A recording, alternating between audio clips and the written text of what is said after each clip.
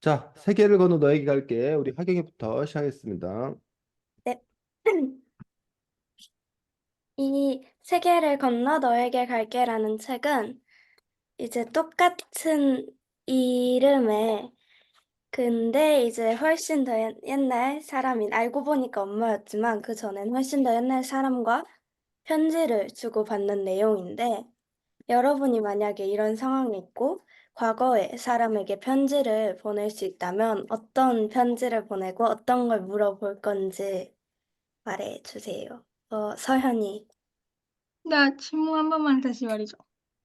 그, 이 자, 책에서, 네, 하경이의 질문은 너가 이 책에 나오는 사람들처럼 옛날 사람하고 편지를 주고받는다면 어떤 내용의 편지를 주고받을지가 질문입니다. 맞아, 하경아?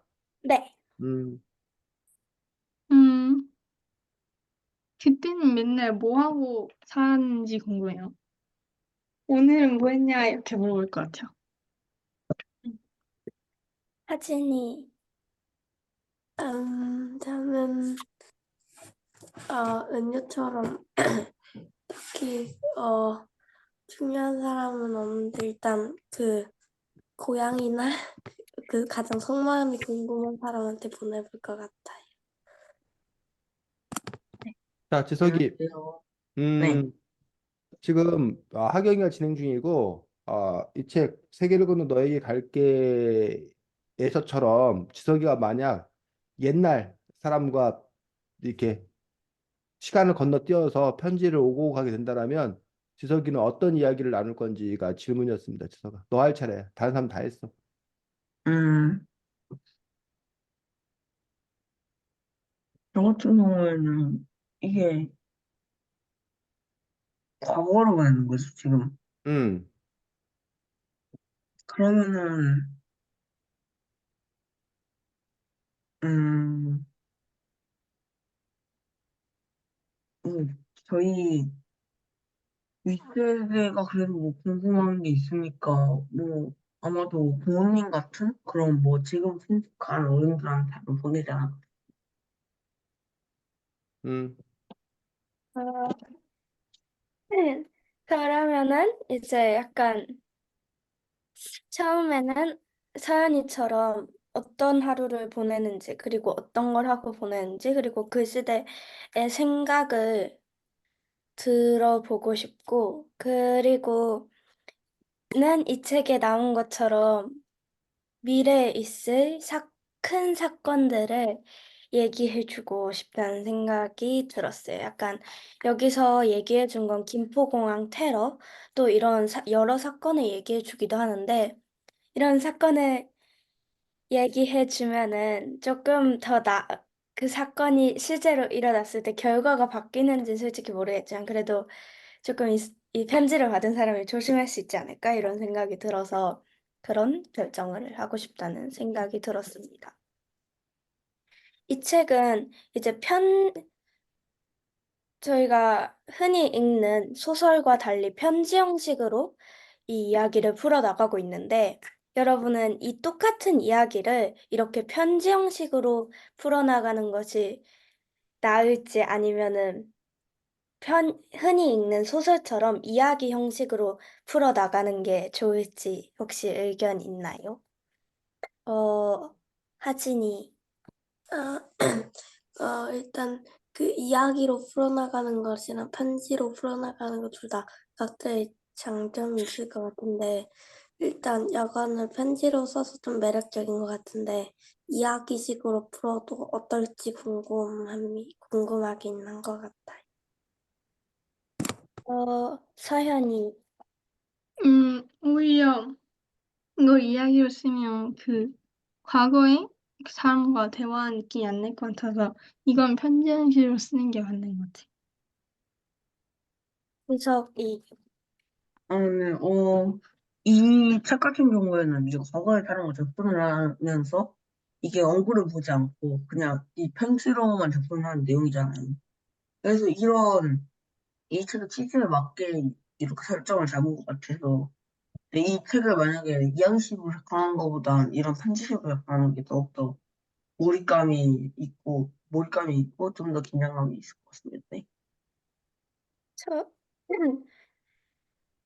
저도 똑같이 생각을 했는데, 이 이야기가 일단 되게 세세하고 자세하게 쓰여져서 사실 소설, 원래 우리가 흔히 아는 이제 소설 형식으로 쓰여져도 정말 좋은 책일 것 같다는 생각은 들지만, 편지 형식으로 쓰여져 있는 것이 이 책의 뭔가 특색 아닐까 이런 생각도 많이 드는 것 같아요. 왜냐면 사실 과거의 사람과 이야기한다는 느낌을 소설로 살릴 때 어려움이 있었을 거라고 생각을 하는데 이렇게 편지 형식으로 쓰니까 되게 당연하게 과거의 사람과 편지를 주고받는 느낌이 들고 그리고 되게 이야기의 속도를 빠르게 전개할 수 있었다고 생각이 들어서, 물론 이야기 형식으로 서술해도 좋았겠지만, 이 책의 특색만큼 편지 형식으로 쓰는 게 더 독자들이 읽기 편하고 되게 좋았지 않나 이런 생각이 들었어요. 선생님은요? 네, 뭐 현정식으로 쓰게 됨으로써 아까 서연이가 얘기했듯이 그 사람 개인의 어떤 그런 감정 이런 것들을 뭐 서술함으로써 우리가 그 사람의 입장에서 좀 더 생생하게 느낄 수 있다는 장점이 있다고 생각합니다. 네. 이 책에는 되게 여러 편의 편지가 나오는데 가장 인상 깊었던 편지가 있다면은 어느 것인지 말해 줄 수 있나요? 지석이. 저 같은 경우는 이게,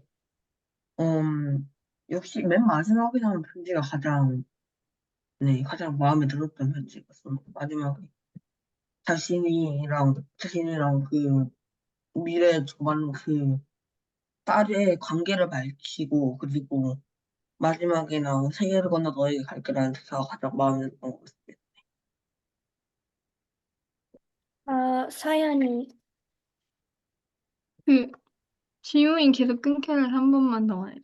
이 책 여러 편지들 중에서 가장 인상 깊었던 편지, 가장 인상 깊었던 내용. 아, 음, 저는 마지막이죠. 그래도 좀 그 자기가 엄마라는 사실을 말해주는 거랑 마지막에 세계를 건너서 너에게 갈 거라고 썼으니까 그게 좀 인상 깊어. 하진이. 맨 초반에 편지를 그 바다에서 편지를 보냈을 때 그때 답장이 엄마 은유한테 온 답장이 그 표현이 재밌고 그래서 그 편지가 제일 웃기고 재밌고 기억 남았던 것 같아요.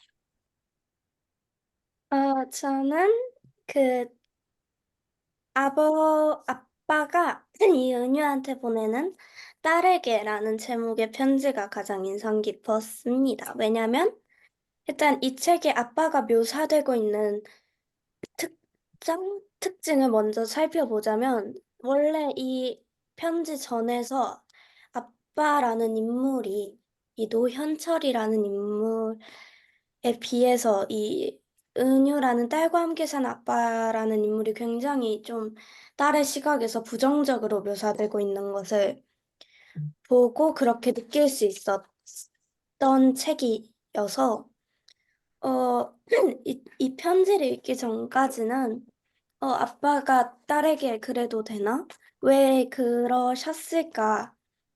사연이 있어도 그러면 안 되지 이런 생각으로 이 책을 빠르게 읽어 나갔던 것 같은데 이 딸에게라는 편지를 읽고 나서 이 아빠라는 인물을 다시 살펴보니, 어, 그럴 수밖, 그러면 물론 안 됐지만, 딸에게 그렇게 해서는 안 됐지만, 그럴 수밖에 없는 상황이 아니었을까. 자신이 너무 소중하게 생각했던 이 다른 은유, 그러니까 이 아내 은유를 잃고 나서 딸을 보는 게 힘들어졌고, 이렇게 그 아내처럼 없어질까 봐 그렇게 대한 거 아닐까라는 생각이 들고 마지막 부분에서 한 인물에 대한 관점을 굉장히 많이 바꿔버린 편지라서 되게 이 책의 중요한 요소로 작용을 하고 해서 이 편지가 제일 인상 깊었던 편지였던 것 같습니다. 전 여기까지. 네, 수고 많았습니다. 우리 하경이가 진행을 아주 잘했습니다. 이제 하경이가 그 진행하는 가운데서 여러분들과 나온 이야기들 중에서 중요한 이야기들이 여러 개 나와서 그 얘기 우선 쭉 짚고 그러고 나서 이제 두 번째 서연이었나? 서연이 하도록 하겠습니다. 마지막에 하경이가 그 이 은유의 아빠에 대한 이야기를 쭉 이야기를 했었습니다. 하경이의 견해에 동의가 돼? 아니면 질문 바꾸면 하경이는 어쨌든 요 아빠를 나중에 그 아빠 입장에서 아빠 편지를 쓴 걸 보고 아빠를 어쨌든 이해하게 됐다는 거지? 하경이가. 조금은요. 조금은요. 소연이는 이 책에 나오는 아빠라는 캐릭터에 대해서 어떻게 생각해? 음, 이해는 하지만 그렇게 음. 행동하면 안 되는 것 같아요. 이해는 하지만 그렇게 행동하면 안 된다. 왜? 네, 왜? 왜 그렇게 하면 안 돼? 네? 왜 그렇게 행동하면 안 되냐고. 아, 어쨌든 자기 감정 따라서 상대를 대한 거잖아요. 자기 감정이 우선했다 문제다. 치석이는. 네, 음, 이게 뭐 아빠의 생각도 어느 정도는 이해가 된다만 그런데 이게 그렇다고 해서 그렇게 네 완전히 무시하고 그냥 없는 사람 취급하는 뭐 그런 거는 좀 잘못했다고 볼 수가 있기 때문에 하진이. 어, 그 초반에 아이가 어렸을 땐 그럴 수 있는데 15년이나 시간이 지났는데 계속 그대로인 거는 아무리 그립다고 해도 그 정도면 좀 이성적으로 대할 수 있지 않나라는 생각이 들었던 것 같아요. 음. 자, 아빠가 그 은유에게 그럴 수밖에 없었던 거에 대해서 커다랗게 이제 두 가지 지점에 대한 문제를 제기하고 있어. 첫 번째 지점 뭐였어? 하경이? 아까도 하경이 잠깐 얘기했었는데. 아마 음. 그 딸을 보면은 그 아내가 생각이 나지 않을까요? 이름이 그렇지. 같다는 점에서. 왜 딸을 보면 아내가 생각나는 거야, 지석아?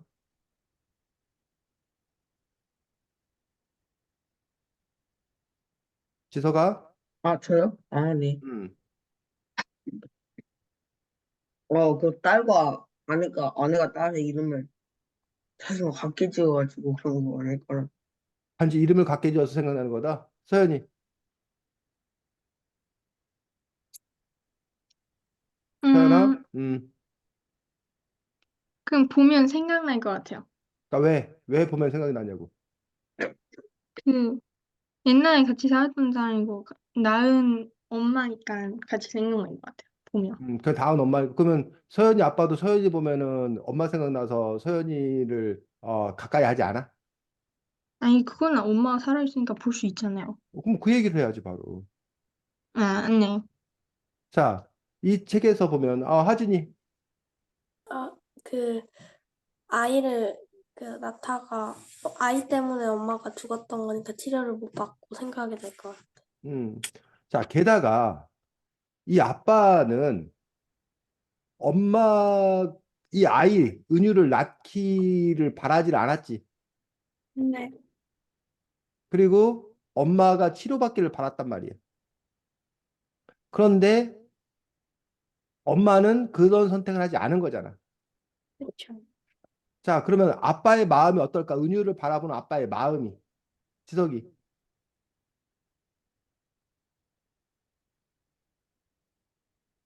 지석아 네네 뭐하니?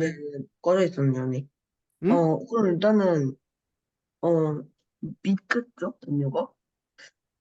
그 자기는 약간 아내를 지키고 싶었는데 아내를 잃었는데 아내를 잃은 대신에 네, 그 누가 찾아왔으니까 이제 뭐 그런 느낌이 들지 않을까 싶- 그러니까 그런 느낌 어떤 느낌인데?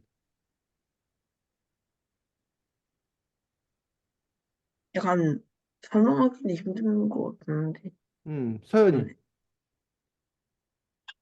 네? 어떤 마음일까? 아빠는 은유에 대한 마음이 어떤 마음일까?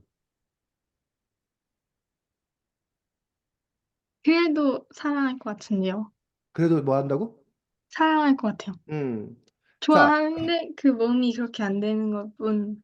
음, 여러분이 혹시 그 그 회장 선거를 하는데, 예를 들면 서연이는 뭐야, 하경이를 지지를 했어. 근데 하경이가 떨어지고 지석이가 뽑혔어. 그리고 지석이가 서연이한테 다가왔어. 그럼 서연이가 지석이를 바라보는 마음은 어떤 마음일까? 음, 그냥 그렇지 않아요? 뭐라고? 그냥 그렇지 않아요? 안 그냥 좋게, 그렇다는 게 어떻다는 건데? 아무렇지도 않다고? 네. 아, 판정은 그냥 된 좋게 거죠. 대하기는 어렵지 않아요. 하경이 좋게 대하기 어렵다고 왜? 왜냐면 일단 약간 물론 이러면 안 되긴 하는데 음, 자신이 지지했던 무언가가 이 외부적인 요소에 의해 안 됐는데 그 음, 외부적인 요소가 지석이었던 거고 그러면은 아무래도 그 요인을 안 좋게 되게 강하게 지지를 했다면 이 음. 요인에 대해서 약간 조금 좋은 감정을 없으니까 약간 그럴 것 같긴 해요. 그래. 그 두 가지 마음이 같이 들 것 같아. 하나는 지금 하경이가 지겠던데 이른바 반감. 응? 너 때문에 하경이가 떨어졌어. 라는 그런 반감이 들겠지. 첫 번째는. 또 하나는 미안한 마음도 있을 거야. 음, 하진이 왜 미안한 마음이 있을까? 자기가 지지했던 사람이 아니어서 응. 살짝, 그러니까 그 사람이 뽑혔는데 내가 뽑아준 게 아니잖아. 그것 때문에 내가 널 그 지석이가 근데 막 여러분한테 서현이한테 살갑게 다가와. 그럴 때는 나는 너 안 뽑았는데 너가 나한테 친절하게 돼? 그러면 그거에 대해서 미안한 마음, 어색한 마음도 있을 거라는 얘기. 지금 물론 이게 뭐 회장 선거는 다른 문제지만 선생님 지금 이 얘기를 꺼낸 이유가 그 아빠의 마음이 너 낳으려고 내 사랑하는 아내가 죽었어. 라는 부분들에 대해서 그러니까 꼴도 보기 싫어. 라는 마음이 있을 수 있다는 거예요. 그래서 뭐 드라마나 뭐 이런 데 자주 나오는 소재야. 그 할아버지가 손녀딸을 안 좋아하는 경우가 있어. 음, 그 이유가 보니까 내 딸을 잡아먹은 거야. 너 낳다가 이 애를 낳다가 우리 딸이 죽은 거야. 그러니까 할머니 할아버지 입장에서는 그 애를 바라보고 싶지 않은 거야. 내 딸을 죽인 애야.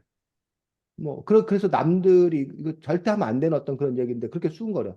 애미 잡아먹은 년이다. 애미 잡아먹은 놈이다. 그러니까 부모의 죽음으로 이 애가 낳는 거야.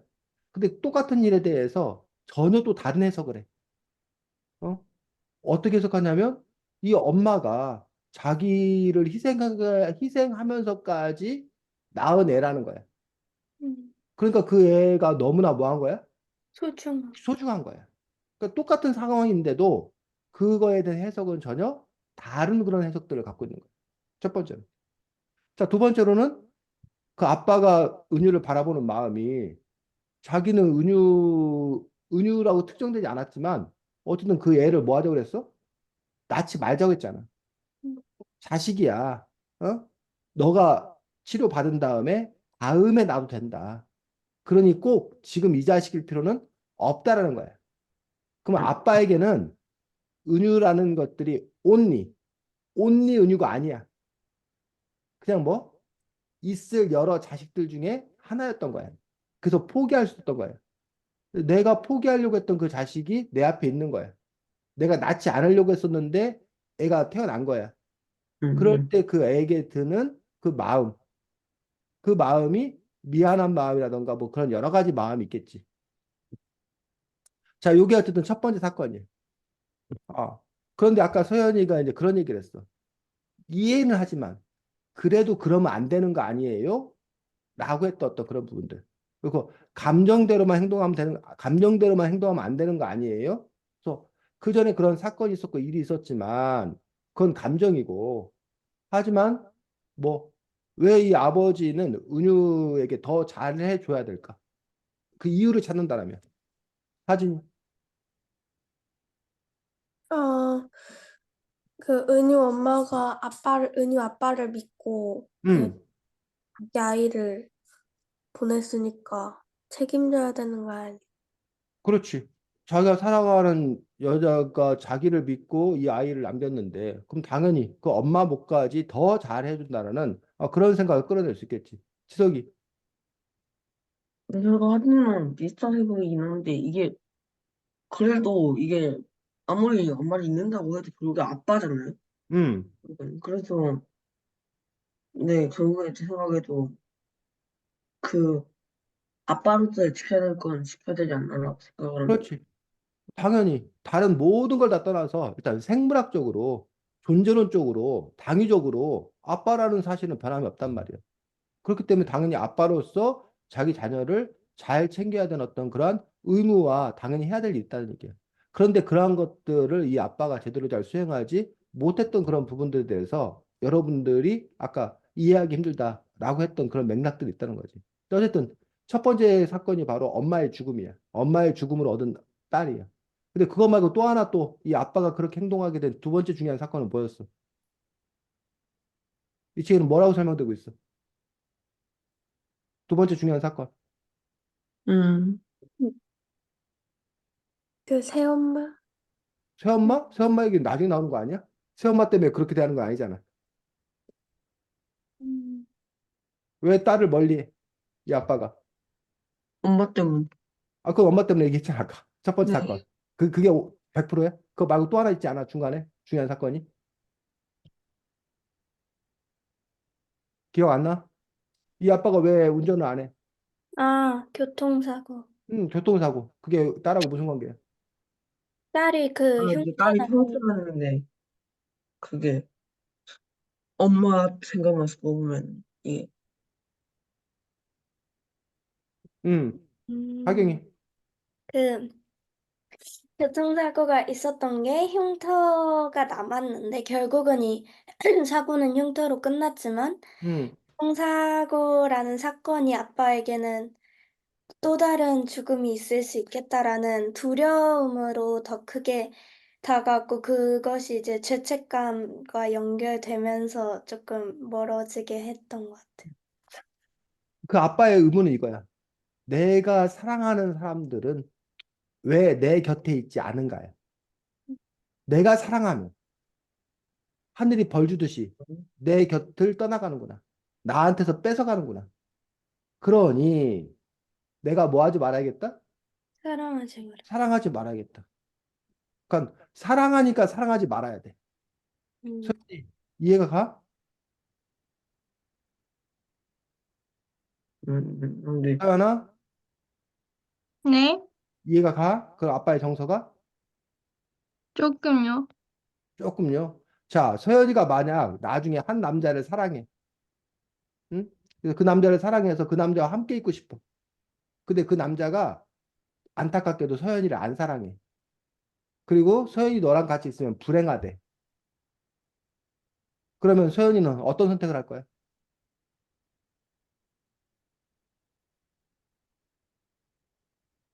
제가 무슨 입장이에요, 지금? 야, 네가 서연이 너가 아니고 뻥서연이 서연이라는 입장에서 봤을 때 네가 한 남자를 사랑하는데 그래서 그와 함께 있고 싶은데 그 남자는 너를 안 사랑하고 너랑 같이 있으면 불행하대. 그럼 너는 어떻게 할 거냐고. 그 집을 나가야죠. 뻥서 입장에서 뭐라고? 같이 안 살아야죠. 같이 안 산다. 왜? 넌 그 사람을 사랑하고 그 사람과 저랑 같이 있고 살기 싶은데? 싫다는 사람이랑 살고 싶진 않은데요. 아니 너 아니지. 그 강서연은 당연히 그렇지. 그 강서연한테 그럴 일이 있을 리가 없지. 당연히 남자들이 강서연을 좋아하겠지. 네. 그러니까요. 뻥서연은 뻥서연은 자기가 좋아한다니까. 그 남자와 함께 있고 싶다니까. 아니, 근데, 근데 그 남자는 그 사랑을 안 받아준다니까. 그 오히려 자기와 함께 있는 게 불행이라고 한다니까. 그럴 경우에 어떻게 할 거냐고. 뻥서연은. 뻥서연 어떻게 된다고 생각하냐고. 그럼 외면하면, 어? 외면해야 되지 않을까요? 외면해야 된다? 어쨌든 아니, 나가야 근데, 된다? 변하는 게 없잖아요. 뭐라고? 변하는 게 없잖아요. 아무리 막 열심히 어. 해도 제가 싫다고 하면 그게 음. 끝이야. 음. 지석이는. 음,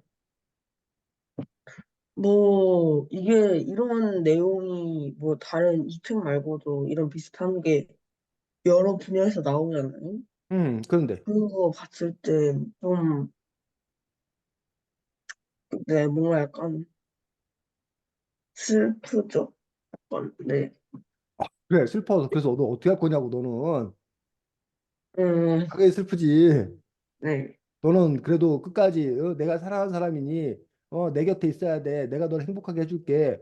라고 끝까지 버틸 거야. 아니면 그래 네가 나 때문에 불행하다니 하면서 내가 사랑하지만 내 사랑을 접고 떠날 거냐고. 떠나야 된다고 생각하냐고. 이거 지금 말 자체가 약간 모성성을 띠는 것 같아서 잘 모르겠는데. 네. 잘 모르더라도 어쨌든 사람은 행위를 해야 될 거 아니야. 있든지 떠나든지.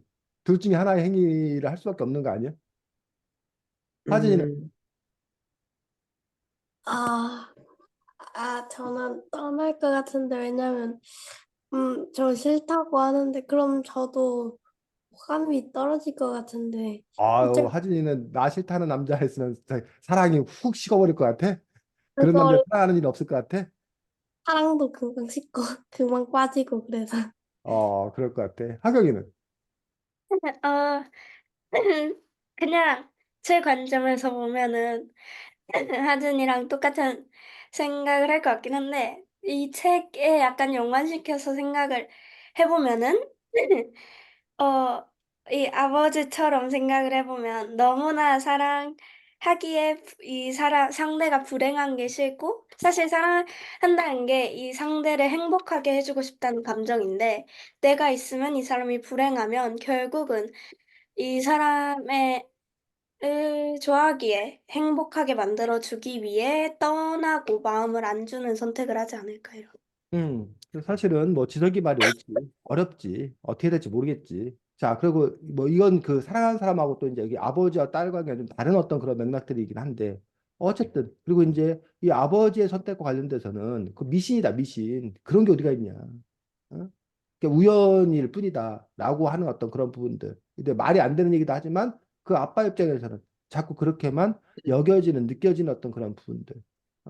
그런 점들이 어렵다는 얘기야. 그리고 뭐 아까 사랑 얘기 다시 돌아가서 하자면 우리 사람의 일들이 그 사랑이라는 게 얽히고 설키고 그 관계가 그냥 내가 좋아하는 사람이 그 사람이 나도 좋아하면 그러면 참 좋을 텐데. 어?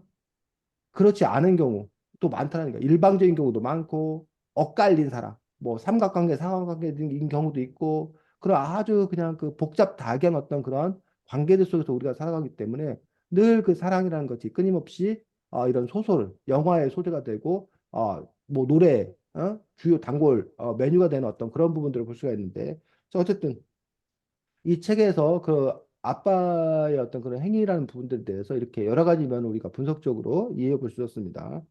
자, 그 다음에 이 책이 그 아까 하경이가 아주 훨씬 옛날 사람이라고 얘기했는데 그 훨씬 옛날 사람이 보니까 하경이 엄마 아빠 세대야. 여기 나오는 은희 엄마 아빠가 하경이 엄마 아빠 세대일 거야 아마. 아니 엄마 아빠보다 조금 나이 많던가 그런 세대인데 하경이가 아주 옛날 사람이라고 했어. 앞으로 하경이는 엄마 아빠 때 가서 어유 옛날 분들이 말씀하시네요라고 얘기를 해. 자, 이 책의 그 배경이 언제? 배경이 나오는 배경 그 훨씬 옛날 사람이 그 배경이 언제? 1980년대. 1980년. 선생님 어린 시절 사실은 선생님 어린 시절. 그래서 여기 보면 책 11쪽 책 11쪽 보면 제일 특이한 게 뭐야? 이 편지에서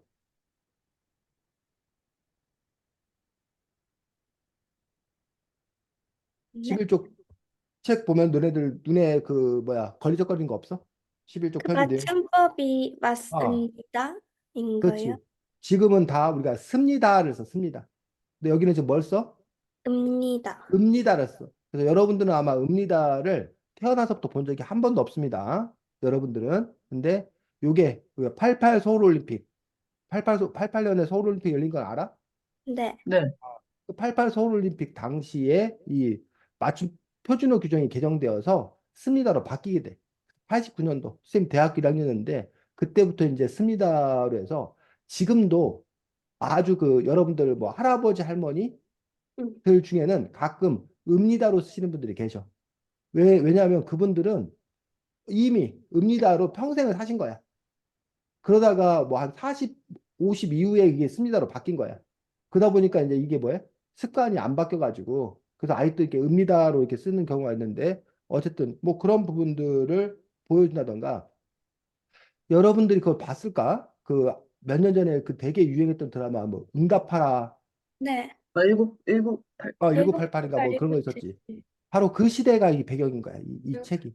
그래서 그 응답하라 그 책도 보면은 뭐 레트로 요즘에 그 유행이라고 해서 복고해서 그 당시 어떤 그런 모습들을 이렇게 보여줬는데 바로 이 책도 바로 그 당시 시대를 배경으로 해서 이 책 전반에 그 시대의 어떤 그런 상황들을 중간중간에 이렇게 보여주는 것들을 볼 수가 있습니다. 그래서 뭐 500원짜리 동전이 응. 뭐 이렇게 새로 나온 어떤 그런 부분이라던가 지금 여러분이 그 알고 있는 10원짜리 동전 하고 옛날 10원짜리 동전하고 다른 거 혹시 알아?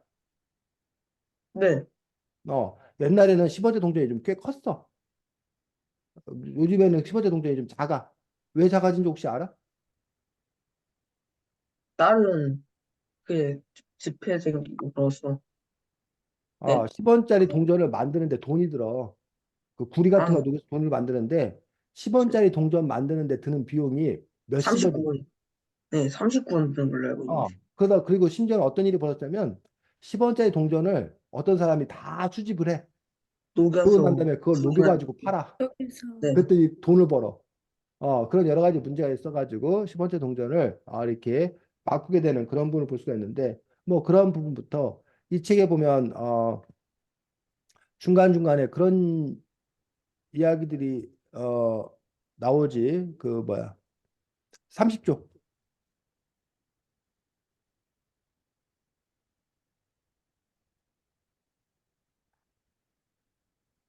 아, 자, 30쪽에 아까 여러분들이 얘기했던 김포공항에서 폭발 테러 일어난 그 아시안게임 앞두고 뭐 그런 일이 있고 또 87년 12월에 뭐 노태우. 노태우 대통령이 당선되는 그런 소식들. 그런데 그 다음에 뭐라고 돼 있어? 그 다음에 뭐라고 써 있어? 이 당선돼. 소식 이 소식이 나한테 너한테 잔인한 소식이 되지 않게 바라. 이게 뭔 말이야? 왜 노태우 대통령이 당선된 소식이 너한테 잔인한 소식이 되지 않길 바라였어? 그, 그, 이거는 사진이. 정치적으로 그 아니, 군사 정치에서 벗어나려던 상황에서 이제 군사 정치가 이제 끝났다 이런 식으로 말했는데 이제 투표를 했을 때 다시 이제 군인 출신인 하나의 출신인 노태우가 당선이 돼서 응, 잔인한 소식이 되지 않게. 응. 응. 자, 잔인한 소식이 되지 않길 바라라는 말에서 이제 두 가지 지점들. 이 편지를 쓴 사람이 이런 노태우 대통령 당선자라든가 이런 사람들을 뭐 하지 않았다? 지지하지 아, 않았지 않았을까라고 우리가 굳이 이렇게 추리해 볼 수 있는 그런 부분들이 있습니다. 그래서 지금 하경이가 잘 얘기했는데 우리나라가 이제 박정희 1961년에 박정희 장군이 군사 쿠데타를 일으켜가지고 대통령으로 된 다음에 한 18년 동안 자기가 대통령을 쭉 역임을 합니다. 유신 독재 뭐 이렇게 해서 이제 역임을 하고 그 다음에 부하 김재규의 총에 맞아가지고 박정희 대통령이 1979년 12월 12일 날 아니면 10월 26일 날 사망하지. 그래서 그러면서 이제 이른바 그 서울의 봄 그게 이제 그 응. 민주화가 이제 이루어질 거라고 사람들이 열망이 휩싸이는데 다시 이제 요즘에 최근에 인기 있었던 영화 소설의 봄 그 1980년인가 12.12 군사 쿠데타를 일으켜가지고 응. 전두환 정권이 이제 또 그 정권을 장악하면서 이른바 12. 신군부가 들어서서 군부 독재가 박정희 대통령에 이어서 계속됩니다. 물론 이제 박정희 대통령이나 전두환 대통령 입장에서는 자기들이 군부 독재라고 인정하지 않아. 자기들도 투표에 의해서 민주적인 선출을 했다라고 주장을 해. 어쨌든 근데 이제 그걸 반대하는 사람들 입장에서는 군부 독재가 계속되는 거예요. 그래서 이 책은 나오는데 1987년도에 여기도 보면 이제 대학생 아주 엄청 똑똑한 대학생이 뭐 죽었다 뭐 그런 얘기 나오는데 무슨 사건 얘기하는 거야?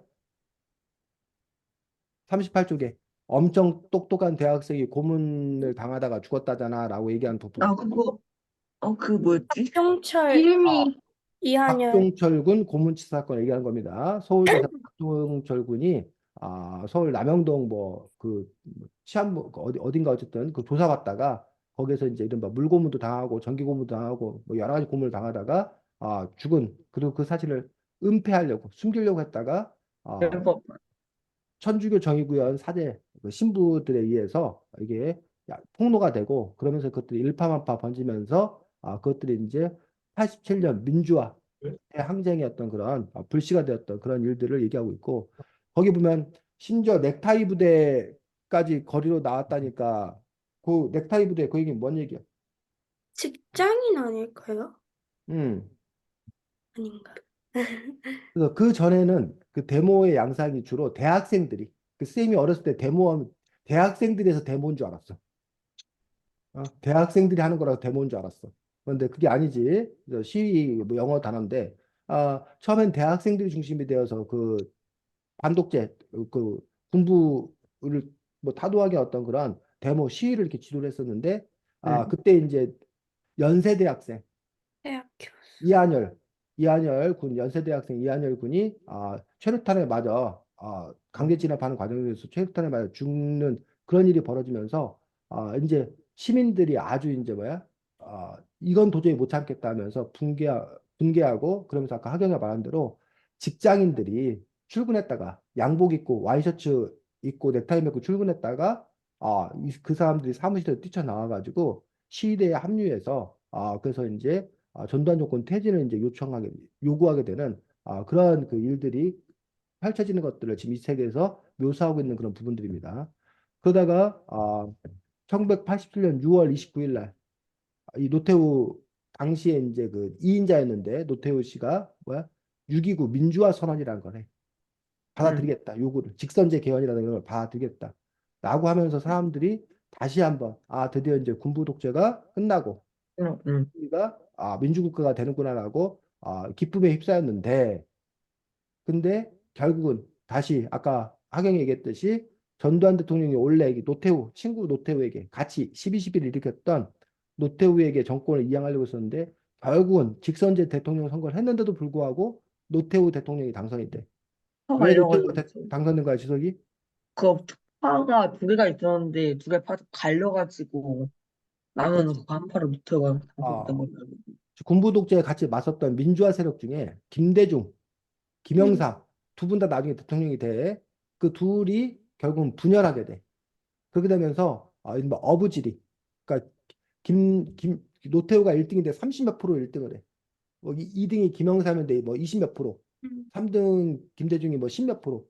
두 등이 합하면 더 오히려 많은데 노태우보다 더 분열이. 많은데 둘이 분열하게 됨으로써 결국은 그 군사정권 뭐 물론 노태우 대통령은 군사정권을 안 하지, 자기가 투표에서 뽑혔기 때문에 그래서 5년 동안 더 이렇게 그 연장이 되는 그런 부분들 때문에, 그래서 이 책에서 이제 너가 뭐 하지 않았으면 좋겠다, 그거에 대해서 실망하지 않았으면 좋겠다, 그 힘들다 하지 않았으면 좋겠다라고 하는 부분들이 바로 그러한 역사적 맥락을 갖고 있는 것들을 볼 수가 있는데, 어쨌든 이 책 곳곳에 그 당시 시대의 어떤 그런 상황들을 알려주고 있는데, 그러다 보니 이 책은 사실은 여러분이 8, 90년대를 알아야 이 책을 읽는 재미가 더 있을 수 있어. 근데 이제 그걸 모르는 상태 속에서는 이게 뭔 일이지 싶은 어떤 그런 부분들이 좀 있는 거고, 또 한편은 또 어떻게 보면 이 책을 읽음으로써 그 당시 어떤 그런 시대상을 조금이나마 알 수 있는 뭐또 그런 기능을 하기도 해, 역할을. 그래서 우리가 외국 소설을 읽기 힘든 이유, 또는 고대 소설, 옛날 책들을 읽기 힘든 이유가 바로 공감하기 힘든 거야. 정서적으로 공감하기 힘든 그런 부분도 있고, 또 하나는 그 시대의 어떤 그런 상황들을 잘 모르다 보니까 이해하기가 좀 어려운 어떤 그런 측면들이 있어가지고, 그래서 그 외국 소설이라던가 옛날 책들 이런 것들을 읽기가 좀 이렇게 어려운 어떤 그런 지점이 있는데, 하지만 또 그걸 뒤집어 생각하면 그렇기 때문에 우리가 몰랐던 외국에 대해서, 옛날에 대해서 그 책을 읽음으로 인해서, 소설책을 읽는 것만으로도 그 부분에 대해서 더 잘할 수 있게 되는 또 계기가 될 수 있는 또 그런 지점들이 있습니다. 자, 서연이는 이 책 읽으면서 은유가 엄마라는 사실을 언제쯤도 눈치챘어? 음, 아, 아니, 기억이 안 나요. 기억이 안 나? 이 어쨌든 책을 전에 한 두세 번 마지막에 가서 알았어? 아니면 읽었어서 그 전에 알았어? 눈치가 없어서 마지막에 알았어요. 마지막에 알았어? 근데 어쨌든 계속 너도 머릿속에 생각했을 거 아니야? 누군가는 계속 누군지 누구지 하다가 어, 거의 한 막판 다 해서 거의 마지막 편지 나오기 직전에 엄마구나 하고 생각했어요. 지석이는? 일단 처음에 반 정도 눈치를 깠고요. 응? 처음에 뭐라고? 처음에 일단 반 정도 눈치를 깠어요. 어, 지금 반 정도 의심은 했었어요, 처음에. 반전이 있을 그리고, 거다. 네, 그리고 확신한 거는 그 중간 부분에서 응, 그 엄마가 그 자기 그 다른 여자 그 응, 소개팅하는 사람들한테 응, 딸 낳을 거냐고 물어보는 장면에서 눈치를 봤는데 거기서 응. 확실히 알았어요. 우리 지석이는 눈치를 채지 않고 눈치를 까는구나. 하진이는? 봤어요. 네. 전 친구한테 스포를 살짝 당해가지고 읽기 아, 전 이미 은유라는 얘가 엄마인 걸 알고 읽기 시작했던 것 같아요. 아유, 그 친구가 고마워. 죽일 놈이야. 근데 의도치 않게 국어쌤이 그 아이가 쓴 독후감을 읽어버려가지고. 국어쌤이 그런가, 이것도? 그렇구나. 하경이는? 나는 일단 그 만나고 약간 소개팅을 미행하는 장면에서 약간 그럴 수도 있겠다라는 짐작을 했고 그 뒤에 약간 계속해서 곧 있으면 너랑 나랑 같은 시대에 살게 돼라는 문장이 여러 번 나오잖아요. 그걸 강조하는 부분에서 조금 같이 못 사나? 이 동시대에 살 수 없는 운명인가? 이런 생각은 했던 것 같아요.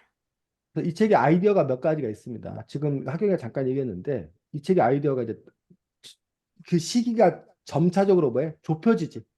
그러니까 현재의 시간은 천천히 가는데, 과거의 시간은 휙휙 가잖아. 네. 그렇게 함으로써 결국은 나중에는 이 시간이 이게 일치되는 그런 장치를 해 놨다는 것들. 그래서 우리가 이게 사실은 우리가 현실에서는 있을 수 없는 어떤 그런 이야기인데 최소한 이 이야기 안에서는 말이 되는 그런 부분들을 볼 수가 있고 또 어떤 장치가 있었어? 이 책에서 이게 그나마 이렇게 말 된다. 이 안에서는 어쨌든 논리적으로 말이 된다라고 할 수 있는 어떤 그런 일들이 장치가 그 나중에 보면 하진 사귀려고 할 때 편지가 흐릿하게 보이는. 그렇지. 점차 가면서 편지가 흐릿하게 보여지는 그런 부분들인데 편지가 흐릿하게 보여주게 설정한 이유가 혹시 뭘까? 그거에 대해서 그, 어떻게 생각해? 하진? 아, 현시대, 지석이부터 얘기해. 현 시대와 과거 시대가 점점 가까워질수록 이제 아무래도 이 편지하는 사람이 서로 눈치를 어느 정도 챘을 정도까지 온 상태고 그리고 이제 얼마 정도 남은 시간이 없고 접근할 수 있는 그 정도의 거리가 됐으니까 그때쯤부터는 작가도 이 주인공이 이렇게 15년 동안 이런 식으로 살아온 거에 대한 그런 이유를 말해주기 위해서 일부러 그런 식으로 설정한 게 아닐까 싶대. 음, 또 하진이. 저도 비슷한 것 같아요. 음, 자, 뭐 그런 여러 가지 어떤 그런 장치들이 있는 거고. 자, 그다음에 아까 여러분들이 앞으로도 글을 쓸 때 혹시 여러분이 글을 창작한다 된다면 가장 놓치지 말아야 될 것들이 바로 궁금증을 유발하는 거. 우리가 다음 쪽을 읽게 하는 힘은 바로 뭐야? 다음에 무슨 일이 벌어질까에 대한 궁금함. 아니면 어떤 풀리지 않는 어떤 그런 의문 때문에 그거를 해결하려고 계속 이렇게 읽게 된다는 얘기. 근데 이 책에서의 궁금증은 도대체 이 엄마가 누구냐?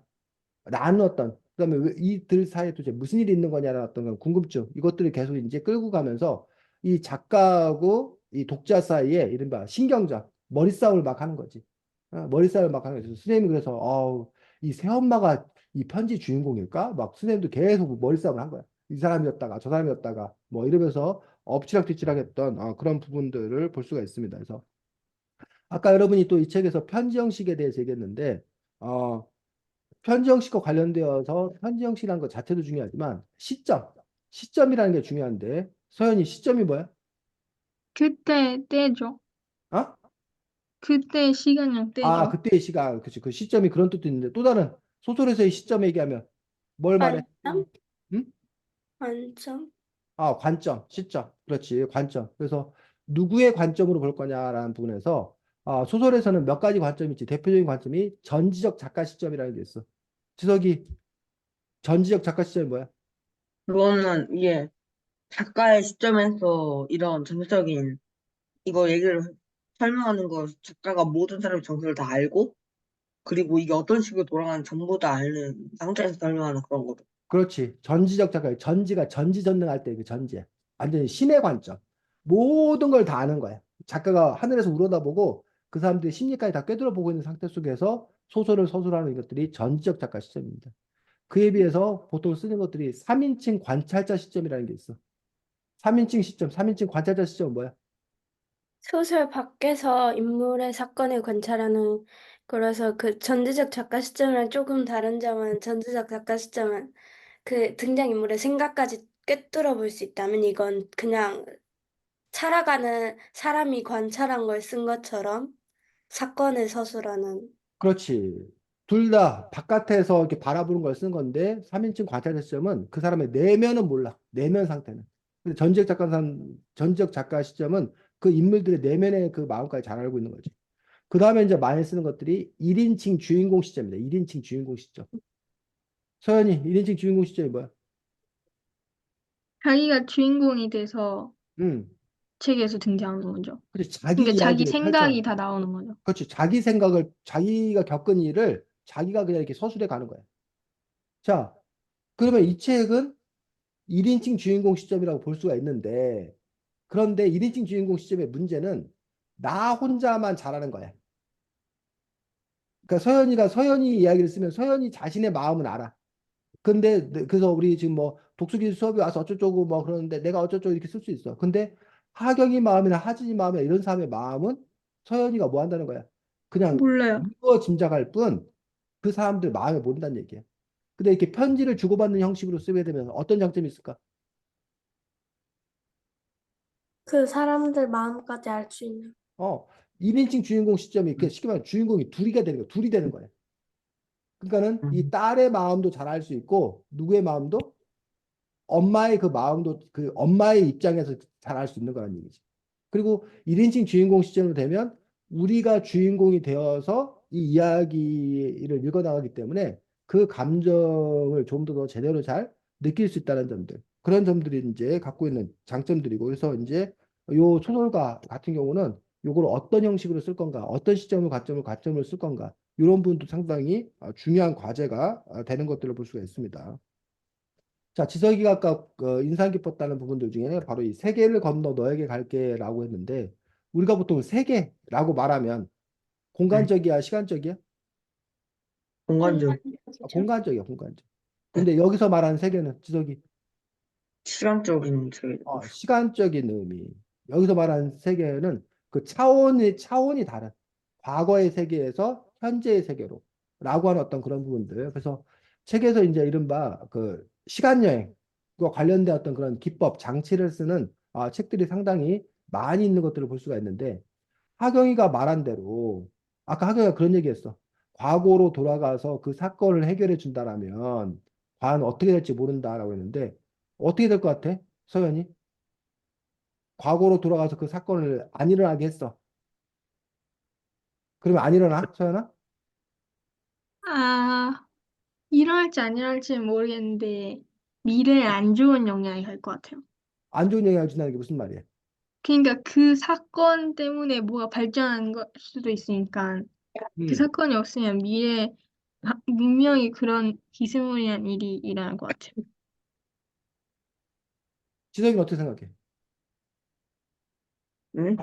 지석이는 어떻게 생각해? 과거로 돌아가서 그 사건이 안 일어나게 했어. 가능해? 여기서는 이게 작가가 일부러 그런 걸 줄이기 위해 가지고 이렇게 아까 말했던 편지와 같이 그런 여러 가지 설정을 해놔가지고 근데 딱히 그런 건 힘들 것 같다고 생각은 하는데 음. 여기서 작가는 그걸 피해가지고 그렇지. 뭐 수능 시험 뭐 저기를 뭐 보내달라고 시험 문제를 보내달라고 그러는데 뭐 연도를 달리해서 보내준다던가 뭐 이렇게 함으로써 이제 과거의 일을 그 뭐야 조작하는 거를 바꾸는 거를 개입하지 않도록 만들지. 하진이 어떻게 네. 생각해? 어, 그 일이 안 일어난다고 하면 그렇다고 둘이 사는 세계가 다를 수도 있으니까. 은유가 사는 세계에선 일이 일어나는데 그 엄마 은유가 사는 곳에선 일이 안 일어나니까 살짝 뭔가 뒤바뀌는 느낌?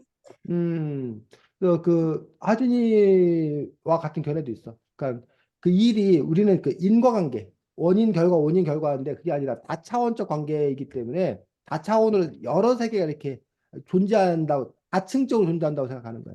그렇기 때문에 그것들이 가능하다는 어떤 그런 견해들도 있긴 하더라고.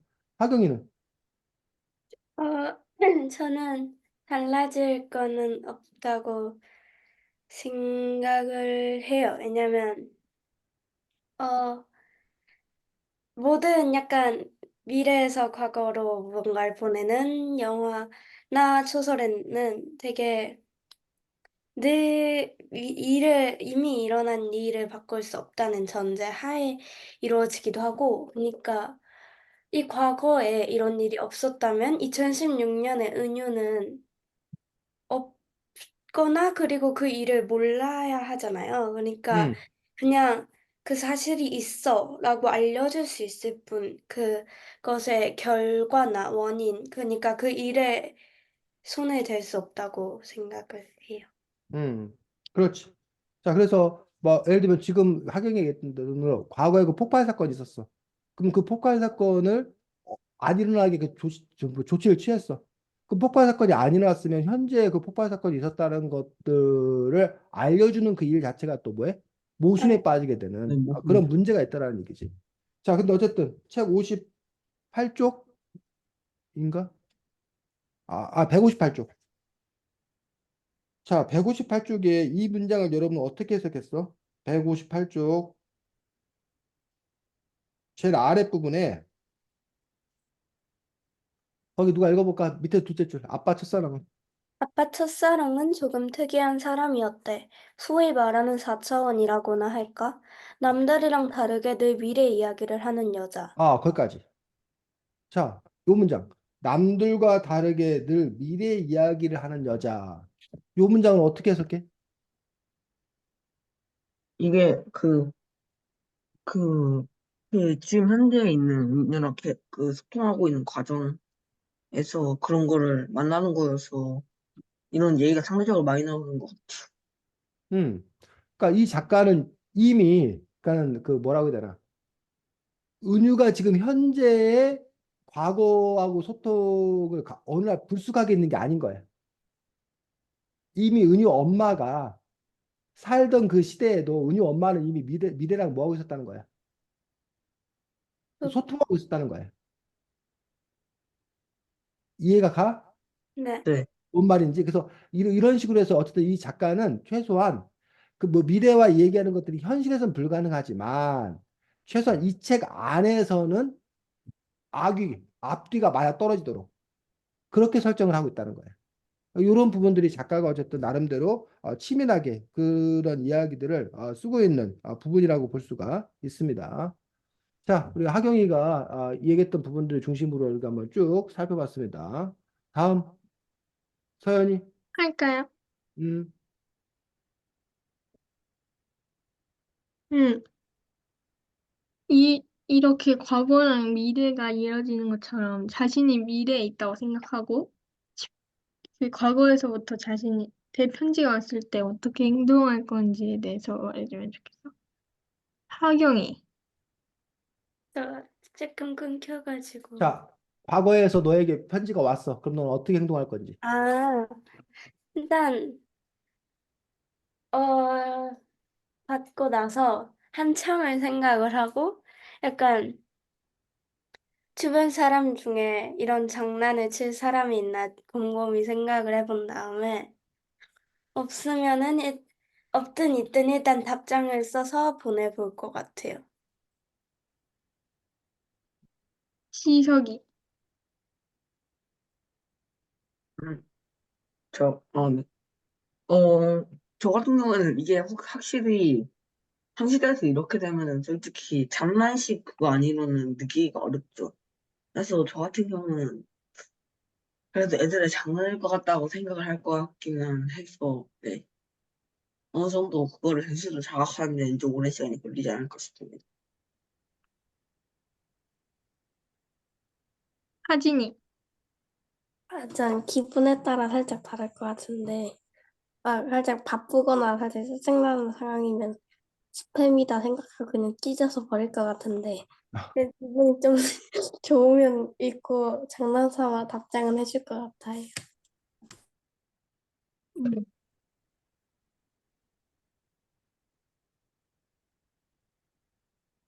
선생님은요? 뭐 저도 여러분과 거의 비슷하고 요즘에는 세상에 워낙 그 넓고 광대하기 때문에 확률적으로 없을 수 있는 일은 없다. 어떤 일은 있을 수 있다고 생각하기 때문에 저도 그 뭐 응답을 하겠죠. 네. 그리고 유튜브를 뭐 개설을 해서 아주 그 공개를 해서 대박 유튜버가 되지 않을까. 나 과거와 소통하는 사람이어서 유명인으로 되는 기회를 삼지 않을까라고 음. 생각합니다. 서연아, 과, 음, 에? 해? 음. 과거의 은유가 자신이 엄마라는 사실을 알게 되잖아요. 마지막에. 음. 그랬을 때 들었을 기분에 대해서 알면 좋겠어요. 하진이.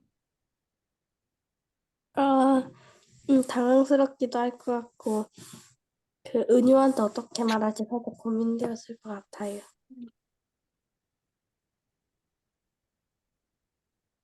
지석이.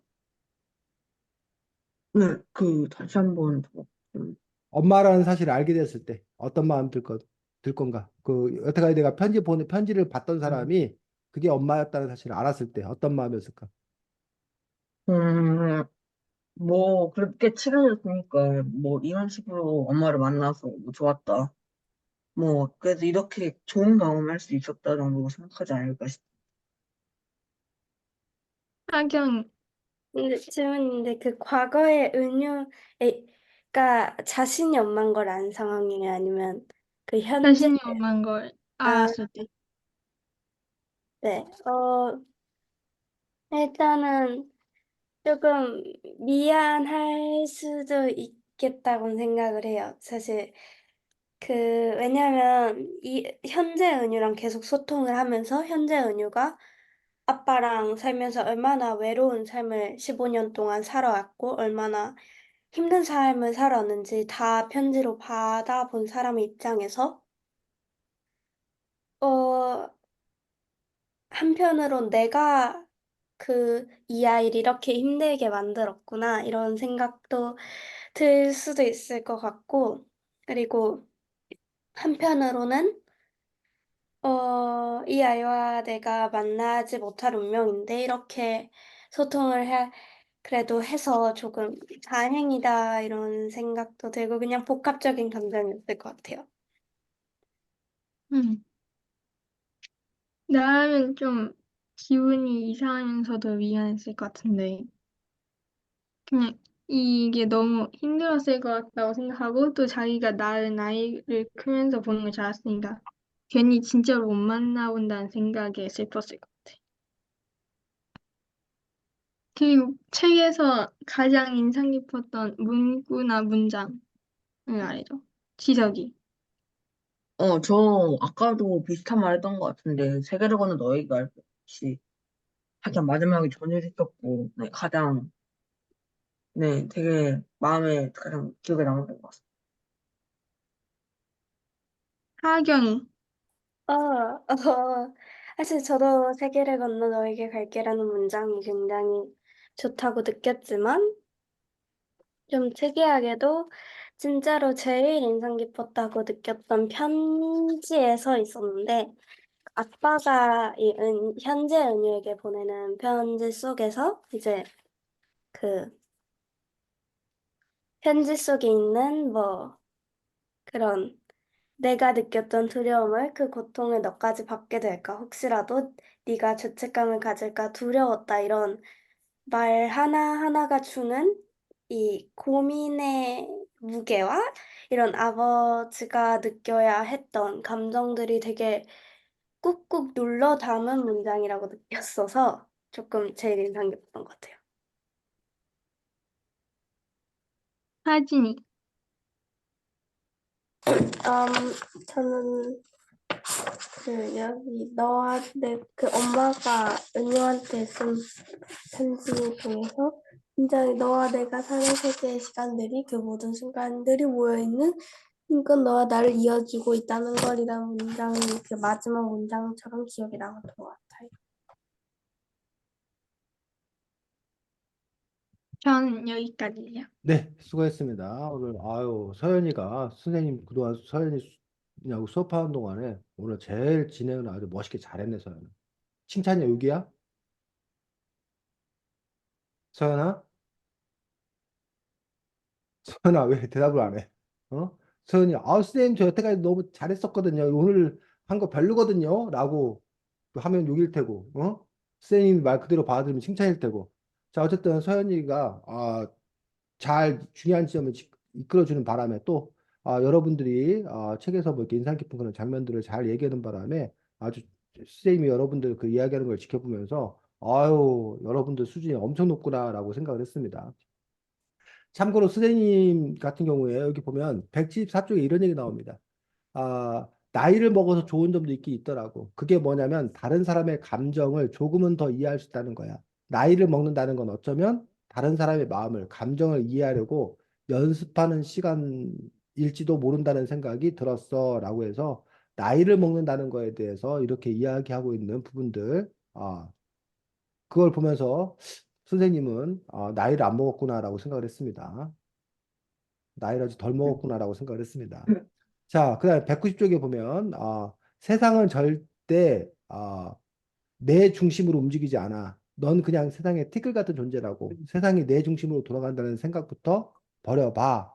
라고 하는 것들. 아니면 뭐 184쪽에 나는 지금 온 세계를 기다리고 있어. 세계가 나를 향해 걸어오는 동안 내가 할 수 있는 건 아무것도 없어. 세상이 온통 뒤죽박죽 된 것 같아. 라고 해서 그러니까 이런 생각을 갖고 있는 거야. 하경이 자체가 하나의 세상인 거야. 서인 자체가 하나의 세상인 거야. 그러니까 여러분들 각각이 다 또 다른 세상이고 또 다른 세계라고 생각하는 거야. 그런 세계와 세계가 서로 만난다는 것들을 의미하고 있는 것들이고 지석이가 나중에 모쏠인 우리 지석이가 나중에 모쏠에서 탈출할 때 여자친구에게 그렇게 얘기하는 거지.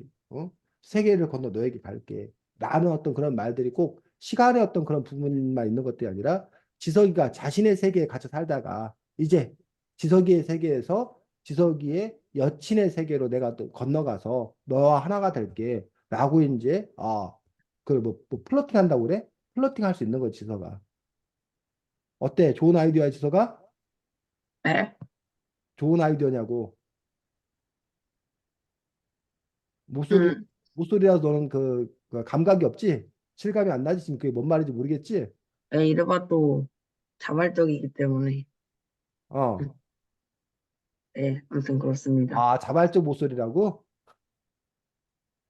자, 그 다음에 뭐 이 책은 그래서 보면 그 처음에 그 엄마와 이 딸이 만나는 이야기이기도 하지만 사실은 딸과 아빠가 서로를 그 이해하는 소통하는 어떤 그런 이야기도 하기 때문에 결국 이 책은 가족에 관한 어떤 그런 부분들이고 해서 책 217쪽에 이런 얘기 나옵니다. 어쩌면 우린 너무 많은 기적을 당연하게 생각하며 사는지도 모르겠어. 엄마가 딸을 만나고 가족이 함께 밥을 먹고 울고 있는 평범한 일상이 분명 누군가에게는 기적 같은 일일 거야.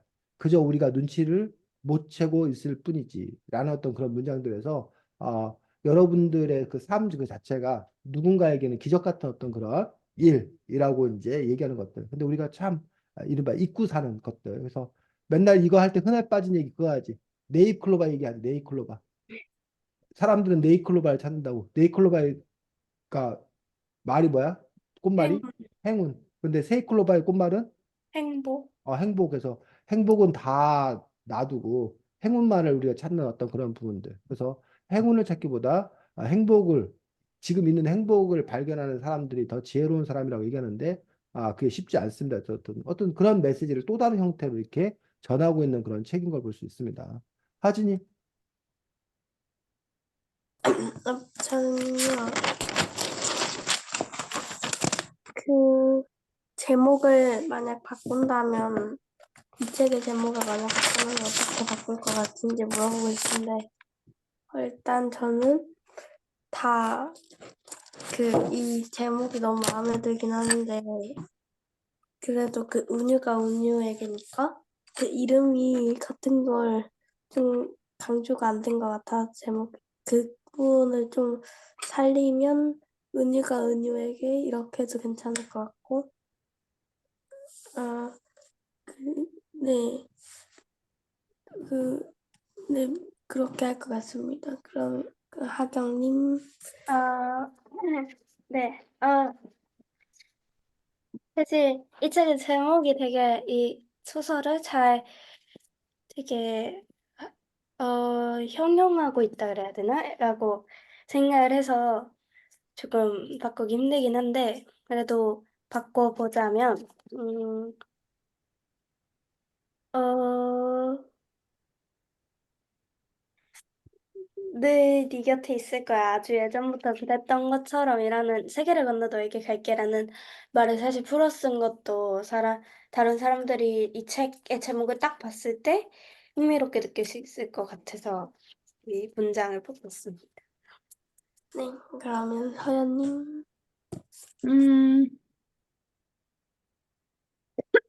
만약 바꿔본다면 언젠간 너에게 갈게라고 바꾸고 싶어요. 세계를 걷는다는 말이 좀 멀리서 온다는 거니까 결국 시간상을 따지면 언젠가 만나다는 말을 담았으면 더 좋았어요.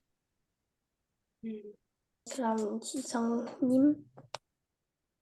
저 같은 경우에는 그래도 이 책의 제목 같은 경우 제가 이 책 읽었을 때 가장 마음에 들었던 게 책의 제목이어가지고 바꾼다면은 그래도 어느 정도 비슷한 의미로 바꾸지 않을까라고 생각해요.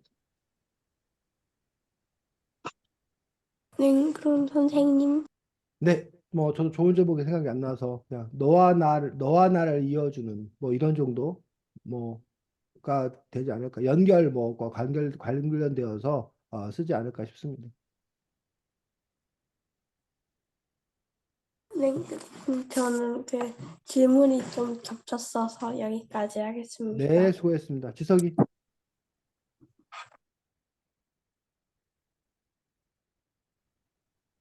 지석아, 지석아.